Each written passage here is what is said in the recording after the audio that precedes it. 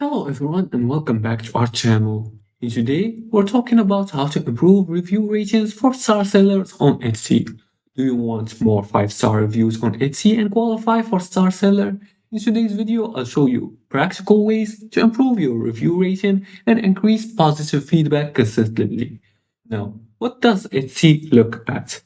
Star seller requires a high percentage of 5-star reviews during the evaluation period. So you have to follow these strategies.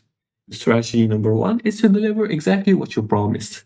Make sure products, photos, and descriptions are accurate, overpromise and undeliver, and reviews will drop. Now, the second strategy is to improve packaging experience. Professional packaging creates great first impression. And also make sure to add a thank you note. Include a short friendly message encouraging customers to leave feedback. Also, you have to be good at solving problems fast. If a buyer is unhappy, respond quickly and offer a solution before they leave a bad review. The fifth thing is to follow up politely. After delivery, you can send polite messages asking if everything arrived safely. And focus on product's quality first, reduce shipping delays, and avoid defensive responses to negative reviews.